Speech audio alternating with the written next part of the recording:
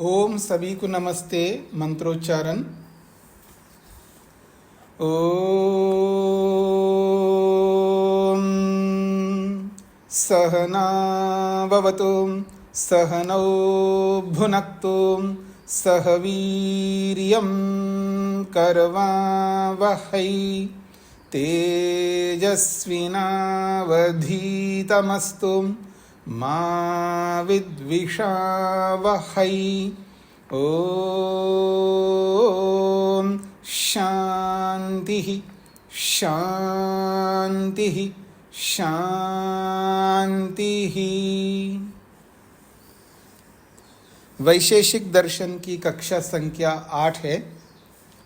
प्रथम अध्याय के प्रथम आहनिक के 7वें सूत्र तक हमने विचार किया। द्रव्य 9 प्रकार के होते हैं, गुण 24 प्रकार के होते हैं और कर्म 5 प्रकार के होते हैं।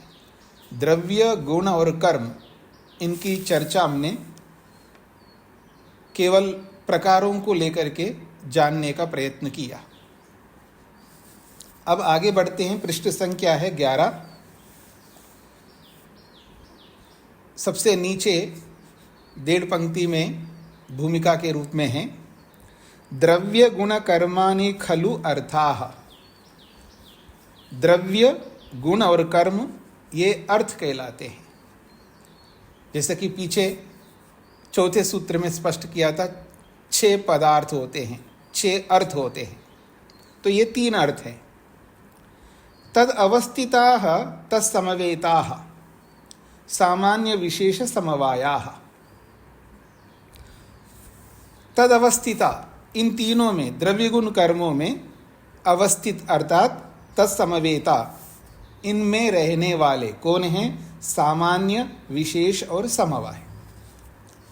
और ये भी अर्थ शब्द वाच्या, ये भी अर्थ से कहे जाते हैं। तो अर्थ शब्द वाच्या नाम द्रव्य गुण कर्माणाम, जो अर्थ शब्द से, पदार्थ शब्द से कहे जाने वाले ये द्रव्य गुण कर्म हैं, इन तीनों के तत्वज्ञानाय, इन तीनों का तत्वज्ञान करने के लिए, इन तीनों का यथार्थ ज्ञान समझने के लिए तावत तेषाम साधर्म्यम उच्यते। तावत सबसे पहले, तेषाम द्रव्य गुण कर्माणाम, इन तीनों पदार्थों के, तीनों अर्थों के साधर्म्यम उच्यते, इन तीनों में क्या समानता है, ये बात सबसे पहले की जा रही है।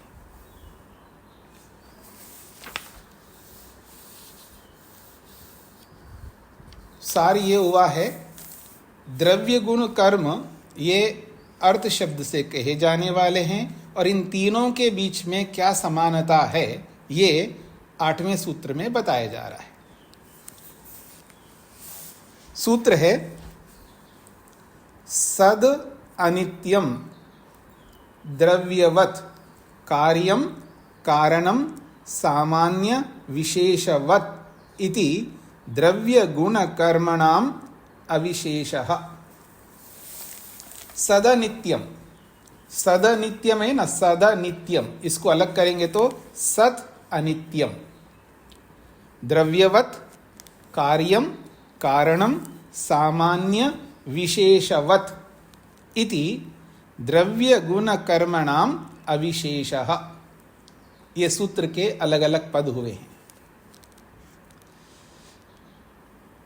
अविशेष का अर्थात समानता है, तीनों समान हैं। अविशेष, विशेष का मतलब होता है विशेष, आप सबसे मैं विशेष हूं, आप सबसे अलग हूं। जो सबसे अलग होता है उसको विशेष कहते हैं, और जो सबके समान होता है उसको अविशेष कहते हैं। तो अविशेषा, ये द्रव्य गुण कर्म तीनों में अविशेषता है, अर्थात समानता है। क्या समानता है? तो पहली बात कही, सत, तीनों सत है। आपने कभी सुना ही होगा प्रवचनों में, ईश्वर सत है, आत्मा सत है, प्रकृति सत है। सत समझते हैं जी आप सब? सत का मतलब होता है अस्तित्व, एग्जिस्टेंस, विद्यमानता। तो सत, ये तीनों में सत है, तीनों सत है, अर्थात तीनों विद्यमान है, तीनों सत्तात्मक है, तीनों का एग्जिस्टेंस है, तीनों में ये समानता है, सद है। और ये तीनों ही अनित्य है, अनित्यम। द्रव्य भी अनित्य है, गुण भी अनित्य है, और कर्म भी अनित्य है। इससे यह नहीं समझना कि सारे द्रव्य अनित्य हैं। नित्य द्रव्यों को छोड़ करके बताया जा रहा है। जो नित्य द्रव्य है उनको छोड़ करके बात कही जा रही है कि द्रव्य अनित्य है, गुण अनित्य है, कर्म तो अनित्य होते ही हैं। तीनों में समानता है कि तीनों अनित्य है। द्रव्य गुण कर्म में समानता बताई जा रही है। मैं सूत्रार्थ को थोड़ा समझा रहा हूं ताकि आपके मन में रहे, ताकि भाष्य आपको सरल लग जाए। द्रव्य गुण कर्म तीनों में सत है, अर्थात द्रव्य है, गुण है, कर्म है। तो है को मैं दूसरे शब्द में बोल रहा हूं सत। द्रव्यम सत, गुणः सन, कर्म सत। नपुंसक लिंग में है तो सन आएगा, नहीं, नपुंसक लिंग में है तो सत तकार आएगा, सत, द्रव्यम सत। गुणः, गुण शब्द पुल्लिंग में है तो गुणः सत नहीं होगा, गुणः सन नकार आएगा वहां। और कर्म नपुंसक लिंग में है तो कर्म सत ऐसा आएगा। तो तीनों में समानता है, तीनों सत है, सत्तात्मक है, तीनों में विद्यमानता है। और ये तीनों ही द्रव्य गुण कर्म तीनों ही अनित्यम, ये तीनों अनित्य है, नित्य द्रव्यों को छोड़ करके, नित्य गुणों को छोड़ करके। कर्म नित्य नहीं होते, याद रखना। कर्म नित्य कभी नहीं होते, कर्म हमेशा अनित्य रहते, उत्पन्न होते, समाप्त होते। गुणों के पास, गुणों के विषय में हम सोच सकते गुण भी अनित्य होते क्या? नहीं, गुण अनित्य भी होते हैं, नित्य भी होते हैं। ईश्वर के गुण नित्य है, अनित्य है? जब ईश्वर रूपी द्रव्य नित्य है तो ईश्वर के सारे गुण नित्य हैं। जीवात्मा रूपी द्रव्य नित्य है तो उसके सारे गुण नित्य है। सारे गुण का मतलब है जीवात्मा के अपने गुण, ये याद रखना, उसके स्वाभाविक गुण। और प्रकृति के जितने भी गुण हैं वो भी नित्य है, क्योंकि प्रकृति भी नित्य है। फिर अनित्य किसके होते हैं? जो द्रव्य उत्पन्न होते हैं वो अनित्य है, तो द्रव्य उत्पन्न होते हैं, द्रव्य के गुण भी अनित्य है। जो गुण उत्पन्न होते हैं वो अनित्य है, गुण। और जो कर्म, कर्म तो उत्पन्न होते ही, इसलिए वो अनित्य रहेगा। तो द्रव्य और गुण के साथ आप समझ सकते हैं, द्रव्य नित्य भी होते हैं, गुण नित्य भी होते हैं। तो यहां अनित्य द्रव्यों की चर्चा हो रही है, अनित्य गुणों की चर्चा हो रही है, इसलिए सब अनित्य है, तीनों अनित्य है। तीसरी बात कही द्रव्यवत। द्रव्यवत का मतलब होता है द्रव्य वाला। ये तीनों द्रव्य वाले होते हैं, अर्थात द्रव्य में रहते हैं। द्रव्यवत का मतलब है द्रव्य में रहते हैं। जैसे घड़ा मिट्टी में रहता है, घड़ा द्रव्य है, और घड़े के अंदर जो गुण आया है, कठोरत्व, क्योंकि घड़े में कठोरता है, मिट्टी में नहीं है कठोरता, उत्पन्न होने के बाद कठोरता आई, ऐसे बहुत सारे गुण आए घड़े में, तो उसके वो गुण भी किस में रहेंगे? द्रव्य में रहेंगे। और कर्म तो द्रव्य में रहता ही है, द्रव्य हमेशा द्रव्य में ही होता है। तो द्रव्यवत, द्रव्य गुण कर्म, ये तीनों द्रव्य वाले हैं, अर्थात द्रव्य में रहने वाले हैं, द्रव्य में होने वाले हैं। कार्यम, कार्यम का मतलब है तीनों कार्य है, द्रव्य भी कार्य है, गुण भी कार्य है, कर्म तो कार्य है ही। अगली बात कहिए कारणम। द्रव्य भी किसी का कारण बनता है, गुण भी किसी का कारण बनता है, कर्म भी किसी का कारण बनता है, इसलिए तीनों कारण भी है। द्रव्य गुण कर्म तीनों सत है, द्रव्य गुण कर्म तीनों अनित्य है, द्रव्य गुण और कर्म ये तीनों द्रव्य में रहने वाले हैं, इसलिए द्रव्यवत कहा। द्रव्य गुण कर्म ये तीनों कार्य हैं, द्रव्य गुण कर्म ये तीनों कारण बनते हैं। अगली बात, सामान्य विशेषवत इति। द्रव्य गुण कर्म ये तीनों सामान्य भी होते हैं और विशेषवत विशेष भी होते हैं एक दूसरे की अपेक्षा से।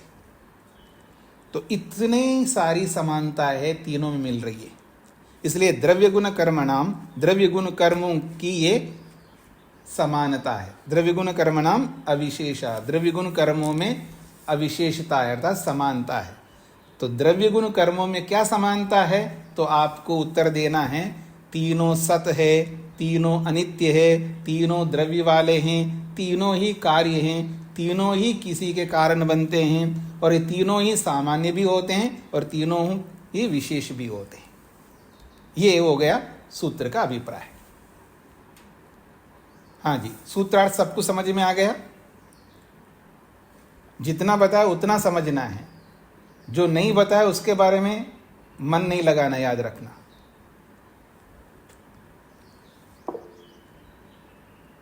हाँ जी, बिंदिनी जी को क्या कहना है?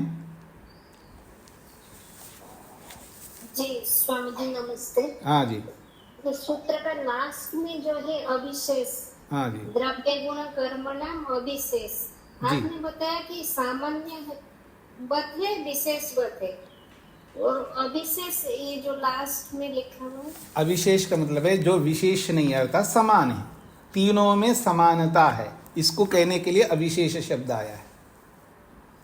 जी जी जी जी जी। हाँ जी, सोमनाथ जी। नमस्ते जी, समझ इसको ये सूता तो एक ही पंक्ति में कहने से कैसा कहा जाएगा? एक ही पंक्ति में लिखा होगा ना, हिंदी में लिखा हो, हिंदी पढ़ लीजिएगा। आप सूत्रार्थ एक वाक्य में सूत्रार्थ समझ जानना चाहते हैं ना? जी, ऐसा तो एक एक करके समझाए आपको शब्द को, तो उसको ये सब विशेष है अविशेष है ऐसा ऐसा करके समझेंगे ना क्या? सूत्रार्थ बताए ना, अब इसका भाष्य पढ़ेंगे तभी तो आपको समझ में आएगा ना। सारा कुछ मैं सूत्र में बताऊंगा तो फिर भाष्य किस लिए पढ़ेंगे हम? थोड़ा आप लोगों को धैर्य रखना है ना। सूत्रार्थ तो सूत्रार्थ होता है, फिर भी मैंने सूत्रार्थ को थोड़ा समझाने के लिए, आप घबराए नहीं इसलिए सूत्रार्थ को थोड़ा सा विस्तार के बताया। अब आप कहते पूरा बताओ, तो सूत्रार्थ सूत्र में पूरा बताऊंगे तो भाष्य किस लिए पढ़ेंगे? फिर हम थोड़ा बचा करके रखते हैं ना भाष्य के लिए।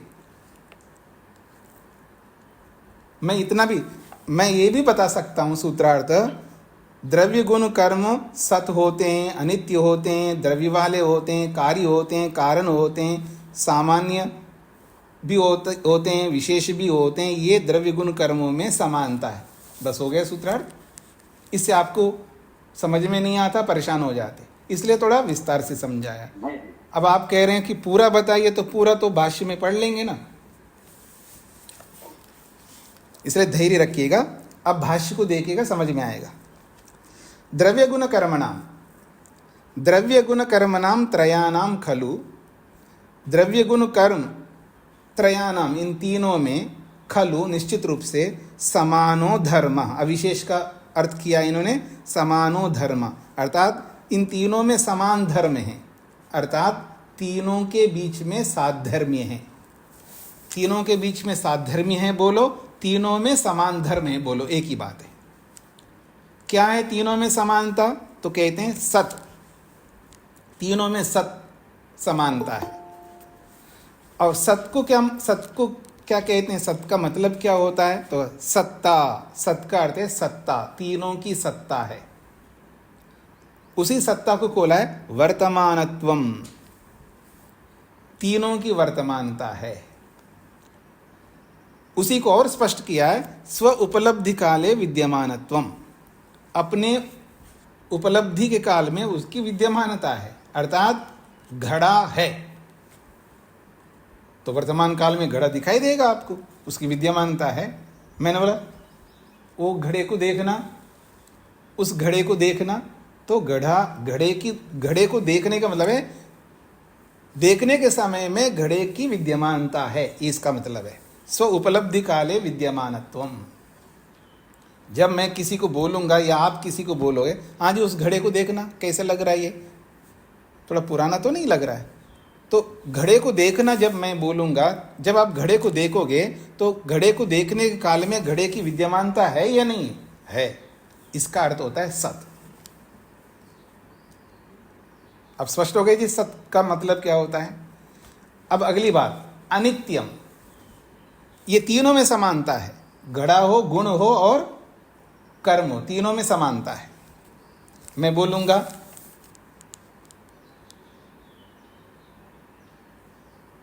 उनसे पूछना क्या इच्छा है उसकी, उनसे पूछना क्या इच्छा है उसकी, तो आपने पूछा उससे तुम्हारी क्या इच्छा है भाई, तो अपनी इच्छा प्रस्तुत करता है, तो इच्छा है ही नहीं है उसके पास में, इच्छा एक गुण है।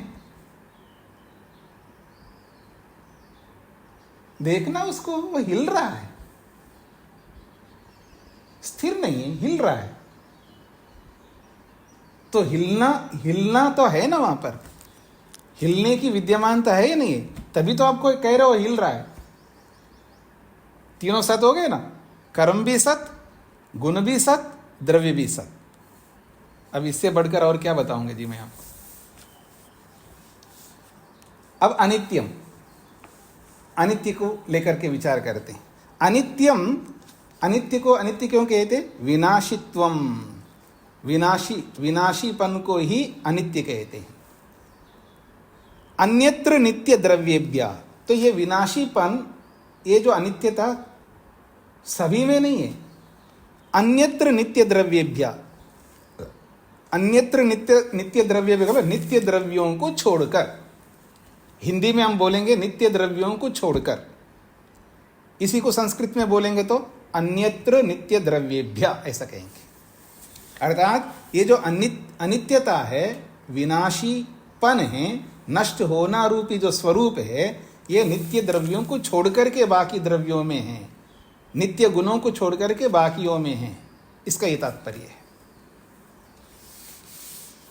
तो अनित्यत्व भी स्पष्ट हो गया आपके सामने। दो विशेष मतलब दो समानता बताइए, एक सत होना और एक अनित्य होना। तीसरी समानता द्रव्यवत, द्रव्याश्रयित्वम, द्रव्य गुण कर्म ये तीनों द्रव्य आश्रयित्वम, अर्थात द्रव्य के आश्रित रहते हैं। ये तीनों द्रव्य के आश्रित रहते हैं, अर्थात द्रव्य में रहते हैं, ये इसका तात्पर्य है। आभा जी को क्या कहना है। नमस्ते स्वामी जी, थोड़ी सी सत्य की परिभाषा समझनी थी। आपने कहा तो था कि दूसरे दर्शनों को बीच में नहीं लाना चाहिए, पर जो वेदांत की सत्य की परिभाषा है उससे थोड़ा सा कंफ्यूजन हो रहा है मुझे। वहाँ जो सत्य होता है वो नित्य भी होता है ना, तो यहाँ पे सत्य और अनित्य दोनों साथ साथ आए हैं, तो ये इसको हम कैसे समझें। नहीं, आप कंफ्यूज हो रहे हैं और कुछ नहीं है। यहाँ बात हो रही है द्रव्य गुण और कर्म में समानता की। तो द्रव्य गुण में समानता है तो उन द्रव्यों को सामने रखिएगा, उन गुणों को सामने रखिएगा जो आपस में समानता रखते हो, ठीक है ना। अब वापस में समानता रखना है तो उन्हीं को चूज किया यहाँ पर जो जिनमें समानता होती है। तो नित्य द्रव्यों को यहाँ, नित्य द्रव्य यद्यपि सत्य होते हैं, इसमें कोई आपत्ति नहीं है, नित्य द्रव्य तो सत्य ही होते हैं, उसको यहाँ इसलिए नहीं ला सकते हैं कि क्योंकि यहाँ सत्य होते हुए भी उसको हमें दिखाना है अनित्य, पर वो सत्य होता हुआ अनित्य नहीं है, तो इसके साथ मेल नहीं खाएंगे ना, उसको क्यों लाएंगे यहाँ पर। आप आपको स्पष्ट हो रहा है। सत्य की परिभाषा क्या समझें। विद्यमानत्वम, यद विद्यमानत्वम तत्सत, जिसकी विद्यमानता होती है वो सत्य कहलाता है। पर काल के अनुसार द्रव्य कभी विद्यमान रहता है, कभी नहीं रहता है ना। तो फिर वो नहीं, पूरी आप तरह आप सत्य आप इसका मतलब आप कंफ्यूज इसलिए हो रहे हैं क्योंकि आप सबको मिला रहे हैं साथ में, आप दूसरे दर्शनों को भी मिला रहे हैं। सब नित्य, वहाँ नित्य पदार्थों की चर्चा हो रही है, तो वो नित्य तो सदा विद्यमान रहे थे। जिस समय विद्यमान है तो है या नहीं है, जब नहीं रहेगा उसकी बात नहीं कर रहे हम लोग। हमें प्रयोजन की सिद्धि विद्यमान में होती है, अविद्यमान में कोई प्रयोजन की सिद्धि नहीं होती है। हम अपने प्रयोजन की सिद्धि कब करते हैं? विद्यमान वस्तुओं से ही प्रयोजन को सिद्ध करते हैं। जो है ही नहीं है उससे क्या हम प्रयोजन सिद्ध करेंगे जी? मेरे सामने मेरा पति है तब मैं उससे प्रयोजन सिद्ध करूंगी, और मेरे सामने पति ही नहीं, अब उससे क्या मेरा प्रयोजन सिद्ध होगा?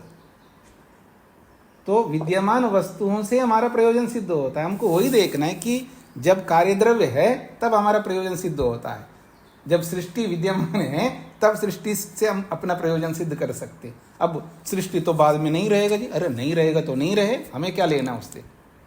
जब तक रहता तब तक प्रयोजन सिद्ध करना है हमको। तो हमारी सीमा लगभग यहाँ पर इंद्रिय गोचर वस्तुओं से है ना? तो आपको पहले ही पता है भूमिका में ये स्थूल पदार्थों की चर्चा करता है, इसलिए जो सिद्धांत होते हैं वैशेषिक के, उसको बेस बना करके उसके अकॉर्डिंगली ही हमको सोचना है। उसे हट करके सोचेंगे तो कंफ्यूज हो जाएंगे। हाँ जी, रचना जी को क्या कहना है? नमस्ते स्वामी जी। जी, जैसे मिट्टी है और घड़ा है, तो घड़ा तो अनित्य हो गया, तो मिट्टी भी अनित्य कहलाएगी, क्योंकि ये प्रकृति। इधर उधर क्यों जा रहे हैं जी आप? परेशान क्यों हो रहे हैं आप? जितना बताया जा रहा है उसको समझ लीजिएगा। जो नहीं बताया जा रहा है उसके ऊपर सोचोगे तो आप कंफ्यूज होते रहेंगे।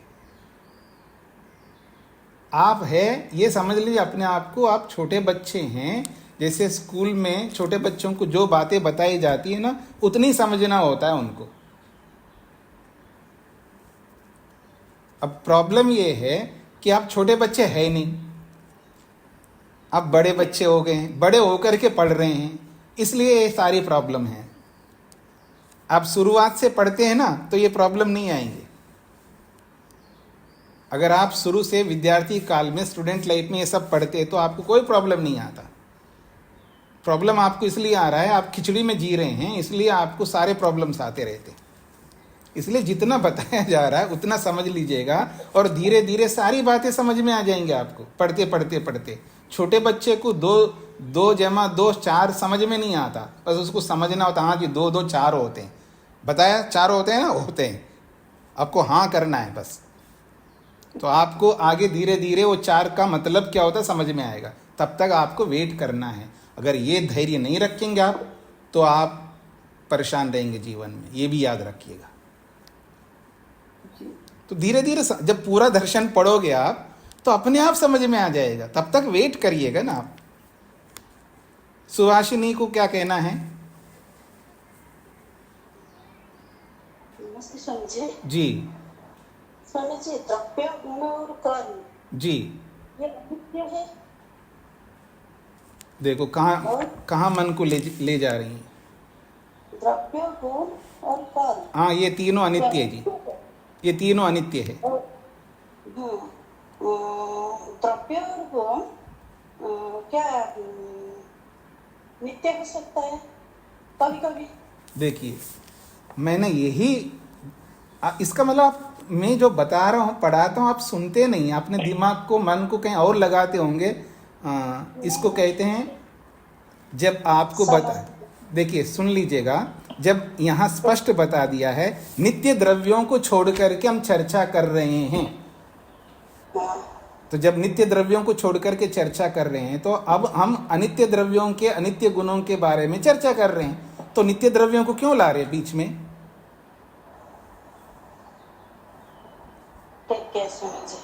और कर्म अनित्य है। कर्म तो सदा अनित्य होते हैं, कर्म नित्य कभी नहीं होते।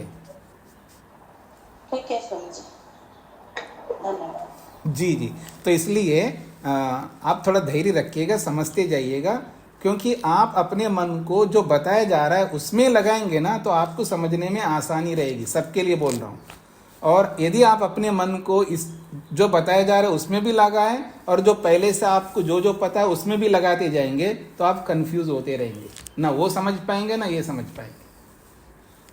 इसलिए स्वामी दयानंद सरस्वती ने एक बहुत अच्छी बात कही, जब किसी शास्त्र को आप पढ़ो तो अपने दिमाग में जो भी बातें हैं उसको थोड़ी देर के लिए एक कोने में रख दो और जो शास्त्र बता रहा है उसको जैसा बता रहा है वैसे समझने का प्रयत्न करो, तो आपको बहुत सरल हो जाए उसको समझने में। सत्यार्थ प्रकाश अगर आपको पढ़ना है तो अपने दिमाग में जो जो सिद्धांत रखे हैं आप पहले से, उनको देखते हुए सत्यार्थ प्रकाश पढ़ोगे तो आपको कभी नहीं समझ में आएगा। सत्यार्थ प्रकाश वो व्यक्ति समझ सकता है जो अपने सिद्धांतों को थोड़ी देर के लिए अलग रखता है, फिर उसको पढ़ता है क्या बताना चाह रहा है ये, तो वैसे ही समझेगा। फिर उनको पूरा समझ करके सत्यार्थ प्रकाश को फिर अपने सिद्धांतों के साथ उसको जोड़ करके देखना, तब आपको जो पहले से सिद्धांत मैं समझ रहा हूँ वो सही है और सत्यार्थ प्रकाश में जो सिद्धांत बताए वो सही है, तब वो तुलना करके समझ पाएगा। तुलना कौन करेगा? जब दोनों बात उसको समझ में आए। पहले बिना दोनों को समझे आप तुलना करने लग जाओगे तो आप भटक जाओगे। दुनिया आज इसलिए भटक रही है और मैं आपके भटकाव को दूर करना चाहता हूँ। इसलिए कृपा करके आप सबसे आग्रह है कि जो वैशेषिक दर्शनकार जो कह रहा है उसको उस रूप में जानते जाइए, पूरा शास्त्र को समझ लीजिएगा, फिर आपको कोई परेशानी नहीं होगी। आगे बढ़ूं?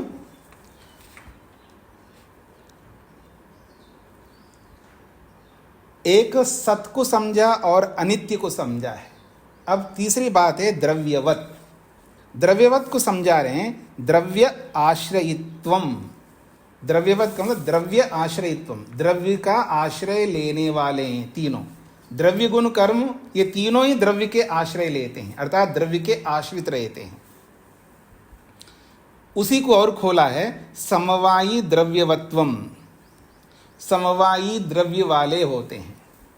मैंने आपको 3 कारण बताए थे, एक का नाम है समवायी कारण, एक का नाम है असमवायी कारण और एक का नाम है निमित्त कारण भूमिका में।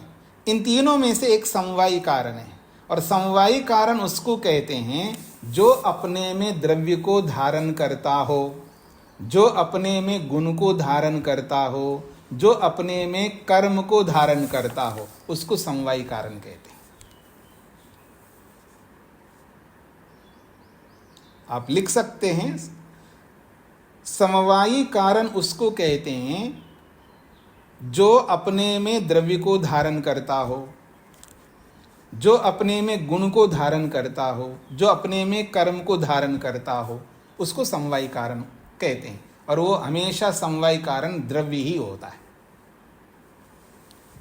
तो द्रव्य द्रव्य को धारण करता है, द्रव्य गुण को धारण करता है, द्रव्य कर्म को धारण करता है, इसलिए वो समवायी द्रव्यवत्वम ऐसा कहा है यहाँ पर।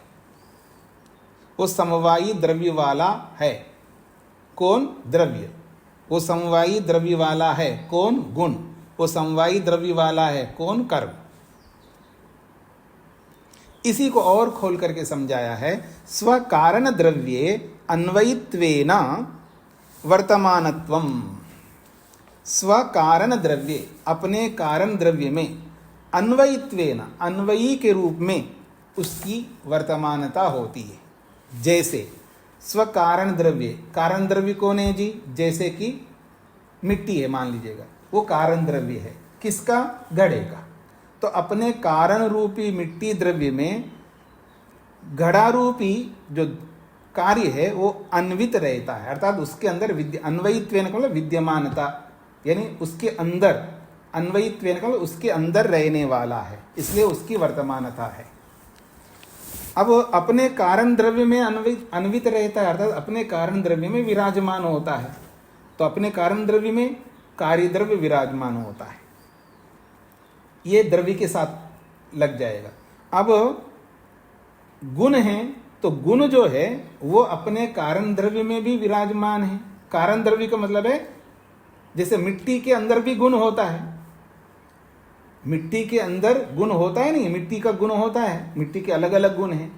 जैसे मिट्टी के अंदर स्पर्श गुण है, मिट्टी के अंदर गंध गुण है, मिट्टी के अंदर रस गुण है, बहुत सारे गुण होंगे उसमें, संख्या गुण है।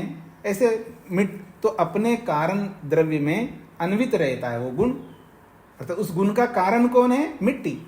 तो अपने कारण रूपी मिट्टी में उसका गुण विद्यमान है। और जब मिट्टी उड़ने लगता है, सरकने लगता है हवा के कारण से या और किसी कारण से, तो उसके अंदर जो कर्म हो रहा है, तो वो कर्म किसके अंदर हो रहा है? मिट्टी के अंदर हो रहा है। तो अपने कारण रूपी मिट्टी में उसका कर्म हो रहा है, विद्यमान है। तो इस तरह का ये है द्रव्यवत, द्रव्य वाले हैं तीनों। और ये किसके साथ लागू होगा? अन्यत्र नित्य द्रव्येभ्य। ये नित्य द्रव्यों से अलग, नित्य द्रव्यों से हटकर बात कर रहे हैं, अर्थात अनित्य द्रव्यों की चर्चा कर रहे हैं हम लोग, इसका ही तात्पर्य है। ये सब, ये समानता जो बताया जा रहा है वो अनित्य द्रव्यों के अंदर बताया जा रहा है, नित्य द्रव्यों की बात नहीं हो रही है। अब इसका विस्तार कर रहे हैं। कार्य द्रव्यम स्व कारण द्रव्यम आश्रयति। जो भी कार्य द्रव्य है वो अपने कार्य द्रव्य का आश्रय लेता है। जो भी कार्य द्रव्य है अपने कारण द्रव्य के आश्रित रहता है, इसका तात्पर्य। तथा गुण कर्मणि तो द्रव्यवर्तिनी भवता एव। और गुण और कर्म तो द्रव्यवर्तिनी, द्रव्य में ही रहते हैं। गुण कर्मणि तु, गुण और कर्म तो द्रव्यवर्तिनी भवता, अपने द्रव्य में ही रहते हैं। अर्थात जहां भी गुण और कर्म हो वो अपने द्रव्य में ही रहेंगे, अर्थात द्रव्य के अंदर ही गुण और कर्म होते हैं, ये इसका तात्पर्य है।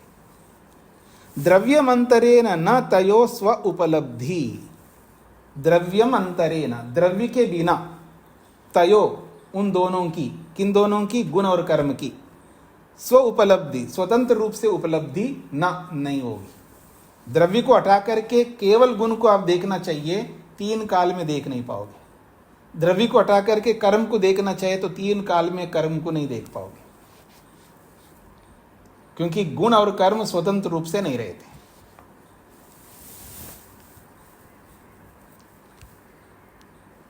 ये छोटा सा सिद्धांत है जी। गुण द्रव्य से हट करके अलग जा नहीं सकते, कहीं नहीं रह सकते।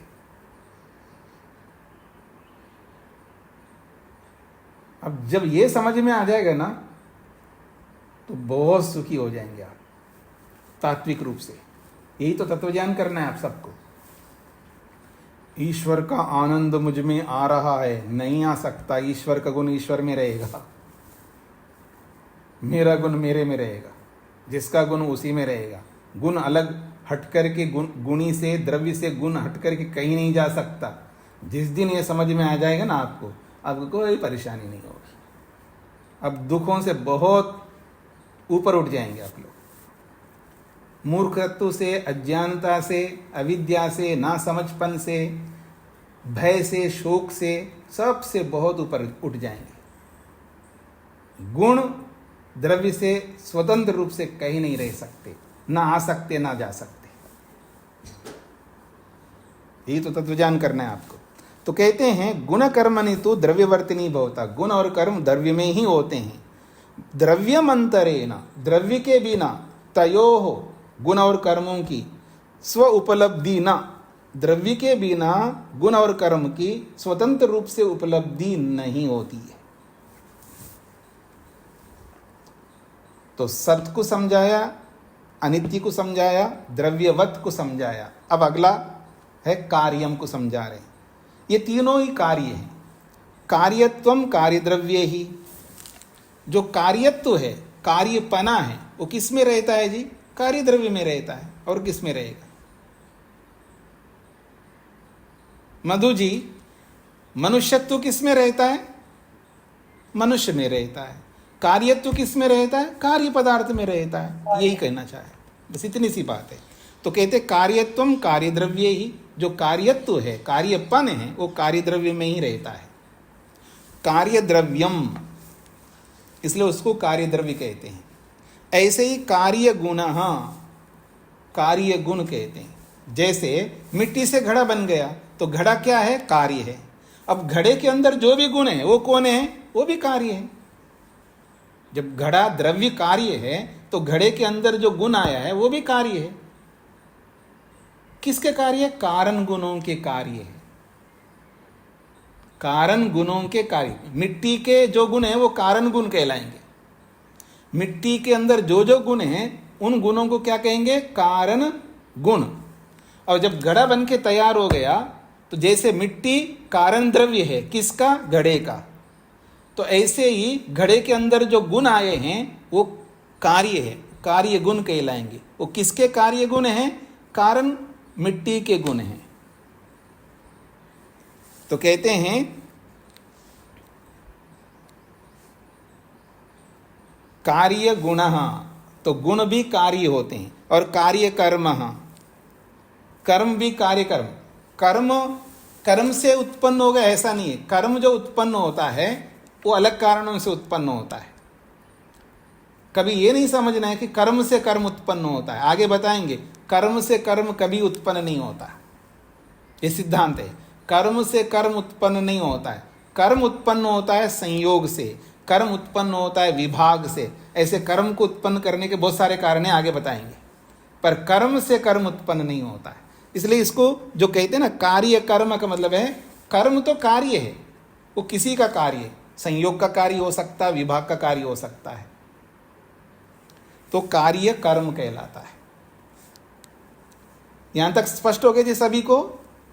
मतलब वैशेषिक का सिद्धांत ये है कर्म से कर्म उत्पन्न नहीं होता है। क्यों नहीं होता है? कर्म उत्पन्न होकर के समाप्त होता है, जो खुद समाप्त हो रहा है, जल्दी समाप्त होता है। कर्म कर्म उत्पन्न हुआ तुरंत समाप्त होता है। अब वो उसको ठहरने का अवसर ही नहीं मिलता तो किसी और को क्या उत्पन्न करेगा वो।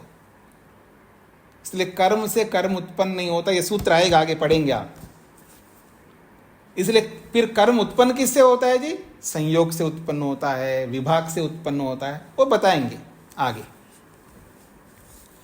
तो ये हो गए जी आपका कार्य। तीनों कार्य होते हैं, मतलब द्रव्य भी कार्य है, गुण भी कार्य है और कर्म भी कार्य है। अब कारणम, कारण को समझा रहे हैं। तीनों कारण बनते हैं। द्रव्य भी कारण बनता है किसी का, द्रव्य जैसे कारण बनता है किसी का, ऐसे गुण भी कारण बनता है किसी का, ऐसे कर्म भी कारण बनता है किसी का। तो आइए कारणम, कारण को समझते हैं। कारणत्वम, कारणत्वम अर्थात कारणपन क्या है? कार्य द्रव्यस्य द्रव्यम कारणम, कार्य द्रव्यस्य द्रव्यम कारणम। कार्य द्रव्य का द्रव्य ही कारण बनता है। कार्य द्रव्य का कारण कार्य द्रव्य ही बनेगा। कार्य द्रव्य का कारण हमेशा द्रव्य ही रहेगा। कारण द्रव्य का कारण द्रव्य, जैसा कि मिट्टी, घड़ा कार्य द्रव्य है, उसका कारण द्रव्य मिट्टी है, वो कारण बनेगा। गुणश्च कारणम, गुण भी कारण बनता है। गुण गुणी का कारण बनता है। गुण गुण का मतलब एक गुण दूसरे गुण को उत्पन्न करता है। जैसे कारण गुण कार्य गुण को उत्पन्न करता है। मिट्टी में जो कारण है, मतलब मिट्टी में जो गुण है, मिट्टी के अंदर जो गुण है वो गुण जो है घड़े के अंदर आने वाले गुणों को उत्पन्न करते हैं।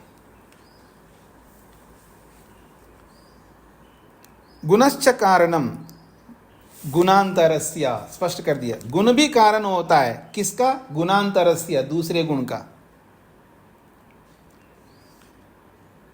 कर्मा भी कारणम भवति, कर्म भी कारण होता है। कर्म भी कारण होता है किसका? संयोग विभाग वेगानाम।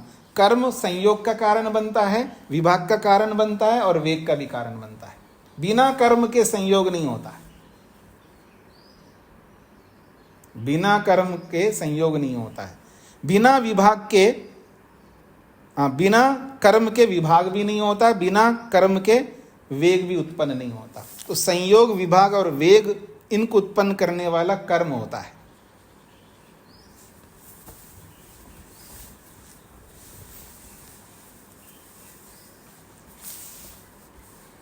मैंने थोड़ा सा अलग ढंग से बताया था पहले, संयोग से कर्म, विभाग से कर्म, वेग से कर्म, वो भी होते हैं, पर यहाँ दूसरे ढंग से स्पष्ट किया है कि कर्मा भी कारणम भवति, कर्म भी कारण होता है संयोग का, यानी जो संयोग उत्पन्न होता, बिना कर्म के संयोग नहीं हो सकता।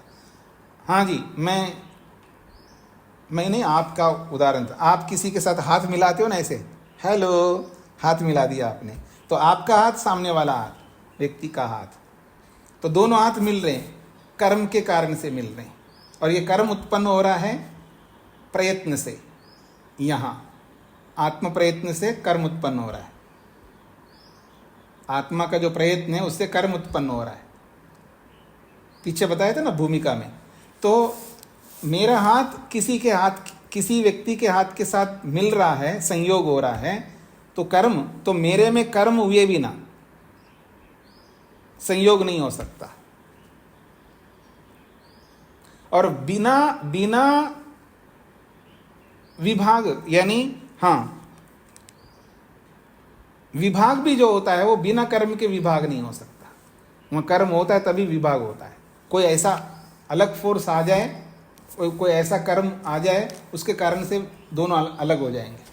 कोई ऐसी शक्ति लगा दो, दोनों हाथ मिलाए हुए पकड़े हुए हैं, दोनों प्रेमी हाथ पकड़े हुए हैं, कोई आता है पिता या कोई ऐसा भाई ऐसा आकर के दोनों को बिछाड़ देता है, अलग कर देता है, तो उसकी शक्ति लगती है, उसका कर्म वहाँ पर, उसके प्रयत्न से उसका कर्म, फिर वो कर्म से उसकी शक्ति लगती है, फिर दोनों के हाथों को अलग कर दे रहा है। तो विभाग भी कर्म के कारण से होता है। वेग वो कर्म के कारण से होता है। वेग का मतलब फोर्स। जैसे कुमार जो है वो चक्र को घुमाता रहता, कर्म करता जाता है, और कर करके उसमें ऐसा सामर्थ्य उत्पन्न करता है, उसके अंदर वेग उत्पन्न होता है। वो वेग से वो चक्र घूमता रहता है। जब तक वेग रहेगा तब तक वो चक्र घूमता रहेगा। तो कर्म से ही वेग उत्पन्न होता है। तो कर्म भी कारण बनता है संयोग का, विभाग का और वेग का। राजगोपाल जी। जी, यहाँ गुणांतरस्य कर्माणि कारणं भवति ही, इसका अर्थ नहीं, वो गलत अर्थ कर रहे हैं। ये कह रहे हैं गुणश्च कारणम गुणांतरस्य, बस इतना ही है। अन्वय आपने गलत लगाया। गुणश्च कारणम गुणांतरस्य, गुण भी कारण बनता है दूसरे गुण का। अब वहां पर आप विराम लगा लो। फिर कहा कर्मापि कारणम भवति ही संयोग विभाग वेगाना, ऐसा है। ठीक हो गया?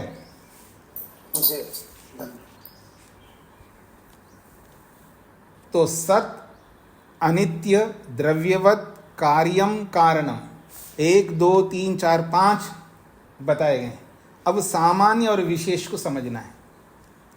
सामान्य वाला यानी द्रव्य सामान्य भी होता है, द्रव्य विशेष भी होता है। गुण सामान्य भी होता है, गुण विशेष भी होता है। ऐसे कर्म सामान्य भी होता है, विशेष भी होता है। ये समझाना चाह रहे हैं आगे। सामान्य विशेषवत, सामान्यम च विशेषश्च सामान्य विशेषौ। सामान्य और विशेष इन दोनों को जोड़ दें, समास कर दें तो सामान्य विशेषौ, सामान्य और विशेष ऐसा होंगे। जैसे राम च लक्ष्मण च राम लक्ष्मणौ, ऐसे ही सामान्यम च विशेषश्च सामान्य विशेषौ। ये भाषा विज्ञान की दृष्टि से। तद्वत्वम, तद्वत्वम सामान्य वाला विशेष वाला। सामान्य वाले को सामान्यत्वम कहेंगे, विशेष वाले को विशेषत्वम कहेंगे। सामान्यवत्वम विशेषवत्वम च। अब ये सामान्य को सामान्य क्यों कहते हैं जी? सामान्य की क्या परिभाषा है? तो कहते हैं अनुवृत्ति धर्मत्वम सामान्यम। अनुवृत्ति धर्म, ऐसा धर्म जिसका अनुवर्तन होता जाएगा। अब मेरी ओर देखिएगा, अनुवृत्ति धर्म क्या होता है? मैं बोल रहा हूं मधु जी स्त्री, और स्त्रीत्व को अनुवर्तन कर रहा हूं। आभा जी स्त्री, बिंदिनी जी स्त्री, ठीक है जी।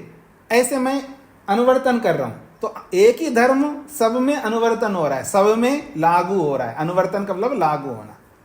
तो कह रहे हैं अनुवृत्ति धर्मत्वम सामान्य। जो धर्म लगातार अनेक चीजों में मिल रहा है, इसको अनुवृत्ति धर्म कहते हैं। जिसमें अनुवृत्ति धर्म है उसको सामान्य कहते हैं। अब इसका उल्टा समझ लीजिएगा, व्यावृत्ति धर्मत्व विशेष। मैं बोल रहा हूं, देखिएगा, राजगोपाल जी पुरुष, उसके बाद मैं बोलूंगा बिंदिनी जी स्त्री। अब वो उनका धर्म इसमें व्यावृत्त हो रहा है, अर्थात इसमें लागू नहीं हो रहा है। यानी राजगोपाल जी पुरुष, पुरुषत्व बिंदिनी में लागू नहीं हो रहा है, और स्त्रीत्व जो है राजगोपाल में लागू नहीं हो रहा है। ये व्यावृत्त हो रहा है, अर्थात विरोधी धर्म हो रहा है। तो कहते हैं अनुवृत्ति धर्मत्व सामान्य है और व्यावृत्ति धर्मत्व विशेष है। स्पष्ट हो गए जी? इसको दूसरे ढंग से समझ लेते हैं। सामान्यम यथा, सामान्य कैसा होता है जी? जैसे समानता दिखाना है, सब में समानता दिखाना है। जैसे कि द्रव्यम सद, समानता दिखा रहे हैं, द्रव्यम सद, गुणः सन, कर्म सत, तदिदम सत्तावत्वम सामान्यम। सत्ता की दृष्टि से देखेंगे ना, तीनों समान है।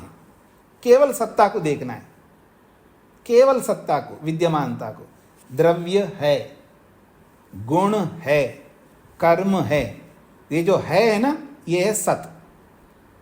तो द्रव्यम सत, इसको हिंदी में बोलेंगे द्रव्य है। गुणः सन, गुण है।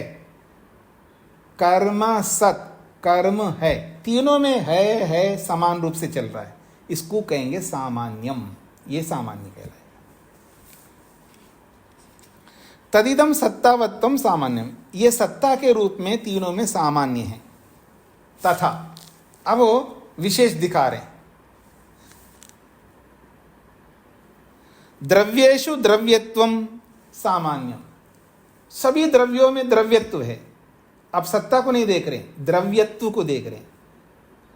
जैसे 9 द्रव्य है, 9 द्रव्य हैं, पृथ्वी, जल, अग्नि, वायु, आकाश, काल, दिशा, आत्मा और मन, 9 द्रव्य है।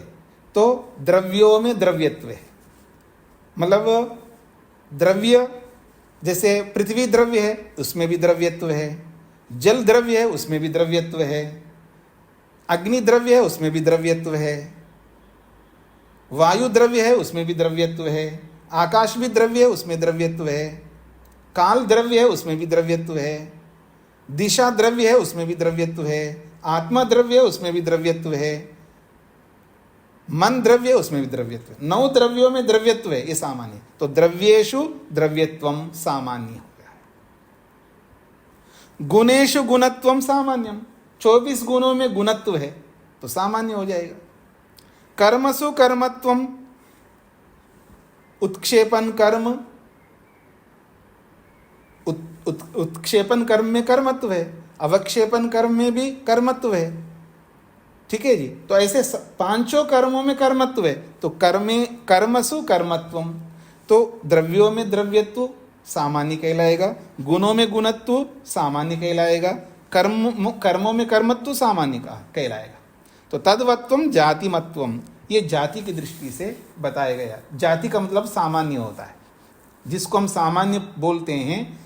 6 पदार्थों में जिसको हम सामान्य बोलते हैं उसका नाम है जाति। दूसरे शब्दों में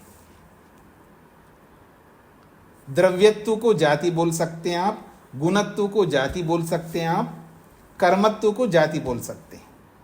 पर सामान्य 2 प्रकार का होता है। एक का नाम है अपर सामान्य और एक का नाम है पर सामान्य।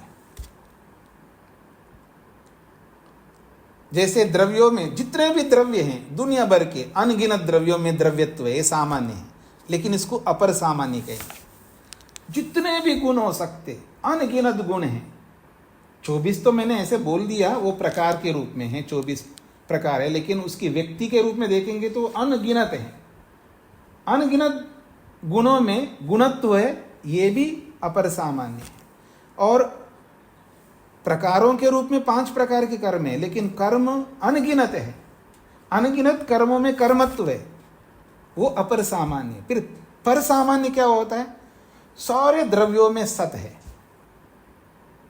सारे गुणों में भी सत है, सारे कर्मों में भी सत है, सब में सत सत सत सत है, ये पर सामान्य। इसको कहते महासामान्य। स्पष्ट हो गया जी सभी को? अब जब एकांत में बैठोगे ना, इस क्लास को, मतलब इस सूत्र को गंभीरता से, सूक्ष्मता से, माइक्रो होकर के समझने का प्रयत्न करना, ऐसे छप जाएगा आपके मन के अंदर। कैसे छप जाएगा जी? जैसे आप टीवी में देख करके किसी को छापते हो, ऐसे टीवी में देख करके कोई प्रोडक्ट को देखते हो ना, टीवी में देख करके मन में छाप लेते हो, फिर वही चाहिए आपको, ऐसा छाप लेना इसको एकांत में बैठ करके। रचना जी को क्या कहना है जी? स्वामी जी, ये पर सामान्य और अपर सामान्य का मैं नोट नहीं कर पाई। हाँ, एक बार फिर से बता दें। एक बार जो है ना, आप एक बार अच्छी तरह इसको सुन लेना क्लास को, तो आप अच्छी तरह नोट कर लेंगे। तो आगे बढ़ रहा हूं जी। विशेषो यथा, अब विशेष को समझा रहे हैं जी। वितेत विशेष, वेद प्रिया जी को क्या कहना है? स्वामी जी, आपने गुण में बताया था गुण का कारण बनता है, जैसे मिट्टी का गुण घड़े के गुण को उत्पन्न करता है जी। तो स्वामी जी, गुण तो मिट्टी के गुण घड़े में ट्रांसफर हो रहे हैं, तो वो उत्पन्न होना कैसे मानेंगे? वो जब वो प्रसंग आए तो तब आप इस पर विचार कर लीजिएगा। अभी यहाँ इतने ही समझ लीजिएगा कि कारण गुण कार्य गुण को उत्पन्न करते हैं। जैसे कारण द्रव्य कार्य द्रव्यों को उत्पन्न करते हैं, ऐसे कारण गुण जो है कार्य गुणों को उत्पन्न करते हैं। वही गुण आता नहीं है, वो चेंज होकर के आता है। वही गुण है तो फिर वैसे ही रहेगा, वैसा नहीं रहता है। मिट्टी के गुण अलग प्रकार के होते हैं, घड़े के गुण अलग प्रकार के होते हैं, एक जैसे नहीं होते हैं। इसलिए कारण गुणों से कार्य गुण उत्पन्न होते हैं। जी हाँ, कुछ गुण तो सेम होते हैं ना स्वामी जी। अब जब वो प्रसंग आएगा तब समझ लेंगे, ठीक है ना? अब यहाँ इतना ही समझ लीजिएगा। जी जी,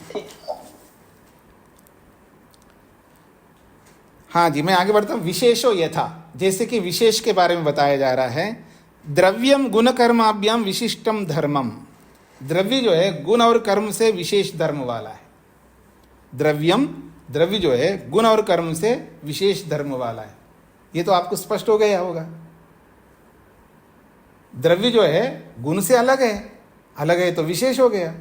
गुण जैसा है, लेकिन गुण द्रव्य से अलग है।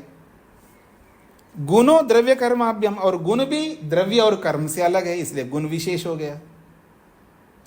जब गुण को विशेष दिखाना है आपको, तो द्रव्य और कर्म से अलग कर दो, तो अपने आप गुण विशेष हो जाएगा। यदि द्रव्य को आपको विशेष दिखाना है, तो वो आप गुण और कर्म को अलग कर दो, तो द्रव्य अपने आप विशेष हो जाएगा।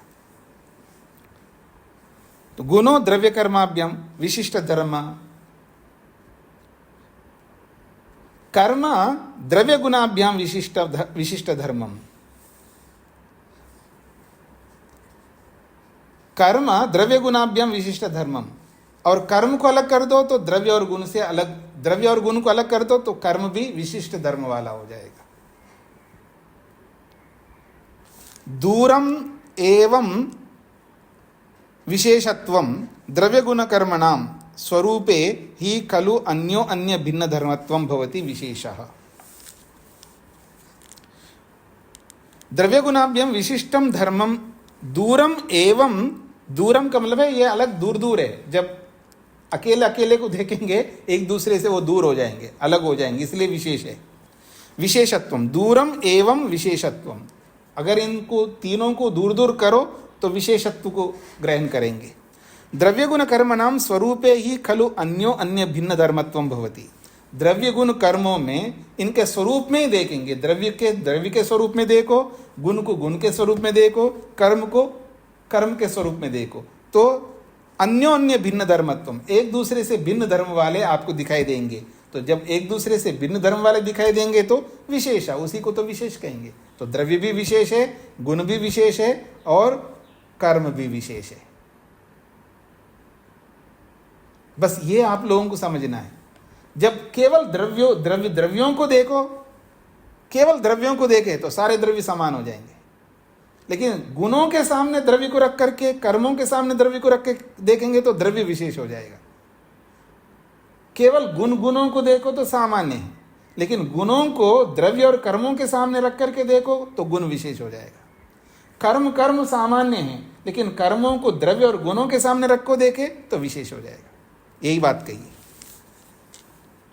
तथा द्रव्यादिषु गवादयो द्रव्यानि, अब द्रव्यादिषु गवादयो द्रव्यानि, अब द्रव्यों में भी एक दूसरे से विशेष बना देंगे।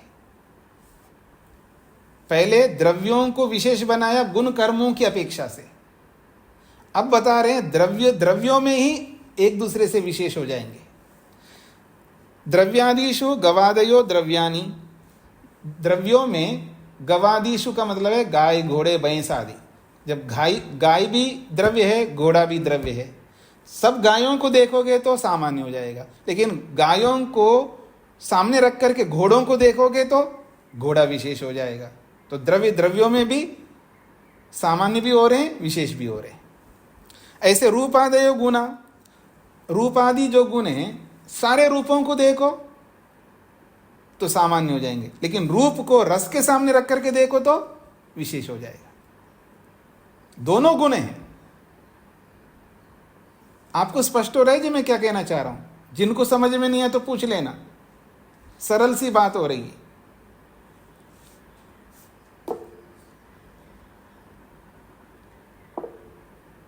रेशा जी को क्या कहना है जी?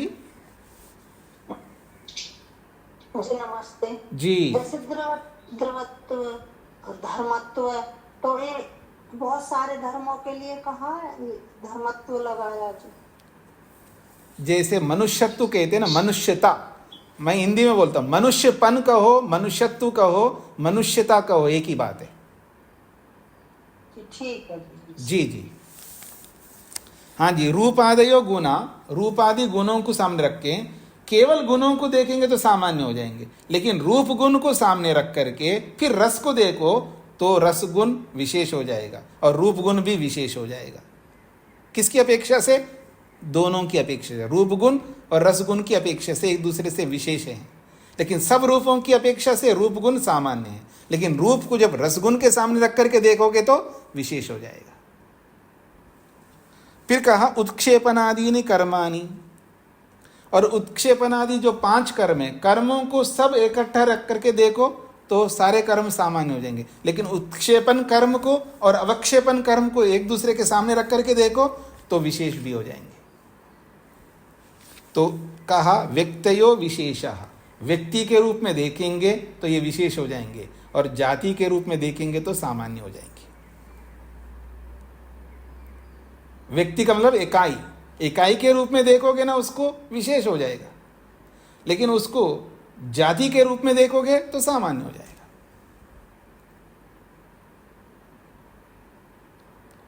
अब मैं इसी को समझा रहा हूं। राजगोपाल जी एक व्यक्ति है, स्वामी विश्वंग एक व्यक्ति है, दोनों व्यक्ति हो गए, ठीक है। व्यक्ति के रूप में देखेंगे ना इसको तो सामान्य है, वो भी व्यक्ति मैं भी व्यक्ति, लेकिन मैं और अलग हूं वो अलग है, भले व्यक्ति है। अर्थात मैं जाति के रूप में देखूंगा तो दोनों समान है, मैं भी एक मनुष्य हूं वो भी एक मनुष्य है, लेकिन व्यक्ति के रूप में दोनों को रख रहा हूं तो मैं विशेष हो गया वो भी विशेष हो गए। मेरी दृष्टि से वो सामान्य है मेरे लिए और उनकी दृष्टि से मैं सामान्य। क्या कर दिया जी भगवान ने, देखो सन्यासी को भी सामान्य कर दिया, गृहस्थी को भी विशेष कर दिया, और गृहस्थी को सामान्य कर दिया और सन्यासी को विशेष कर दिया। यही तो समझना है। आप सारी परेशानियां मैं आपकी दूर करना चाहता हूँ। आपकी सारी ईगो जो है ना, आपका सारा ईगो दूर करना चाहता हूँ मैं। सन्यासी का भी ईगो, गृहस्थी का भी ईगो, दोनों ईगो में रहते हैं। हाँ, दोनों ईगो में रहते हैं न समझने के कारण से। तो कहते हैं तद्वत्वम च तेषाम अपि विशेषत्वम इति उत्प्रेक्षम। तद्वत्वम, व्यक्ति के अंदर देखेंगे, व्यक्तित्व को देखेंगे, हर व्यक्तित्व एक दूसरे से अलग है। तो तद्वत्वम, एक एक व्यक्ति के व्यक्तित्व को देखोगे, व्यक्तित्व पन को देखोगे तो जाति के रूप में देखोगे तो सामान्य हो जाएंगे, लेकिन व्यक्तित्व को जब आप अलग ढंग से देखोगे तो वो विशेष हो जाएगा। ऐसे आप द्रव्यों में भी अनेक भेद देख सकते हैं, गुणों में भी अनेक भेद देख सकते हैं, और कर्मों में भी अनेक भेद देख सकते हैं। यह है सामान्य और विशेष। कोई सामान्य भी बनता है तो वो विशेष भी बनता है। पर ये जो सामान्य और विशेष बनते हैं, ये पर सामान्य को छोड़ करके बनते हैं, ये याद रखना।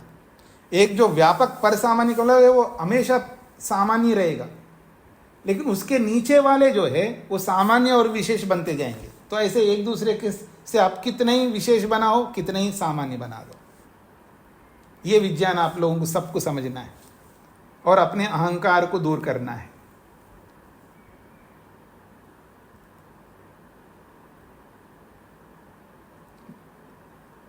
समय हो गया जी, नहीं तो मैं उदाहरण दे देता आपको। मधु जी ऐसी साड़ी पहन करके आई, बस दूसरी रेशा जी ने देखा, अरे कमाल है, बड़ा ईर्ष्या हो रही है। और अब मधु जी से भी अधिक अच्छी साड़ी पहन करके एक और कोई माता जी आ गई, फिर देखना मधु जी सामान्य हो जाएंगी रेशा जी के सामने। अब इस तरह आप देखते जाएंगे ना, तो आपका जो भी ईर्ष्या, द्वेष, अहंकार सब कुछ जो है ना, एकदम मिट्टी में मिल जाएंगे, व्यर्थ हो जाएंगे। बस समझने का प्रयास करना है, जीने का आधार दिया। ऐसे ही अभ्युदय सुख नहीं मिलता है, ऐसे ही निःश्रेयस सुख नहीं मिलता है। इनको समझ करके फिर उसको व्यवहार में उतार लो। और जिसको मैं विशेष समझ रहा था वो तो सामान्य है, जिसको सामान्य समझ रहा था वो विशेष हो गया। यही तो तत्वज्ञान है। तो चलिए यहाँ इसको यहीं पर विराम देते हैं। आपकी कक्षा में कुछ लोगों का ये कहना है कि हमें होली के बहुत सारे काम होते हैं, विशेषकर माताओं का आग्रह था कि विशेष काम होते हैं होली के संदर्भ में, तो 2 दिन का अवकाश चाहिए उनको। तो हम लोग 2 दिन का अवकाश रख रहे हैं जी, कल और परसों।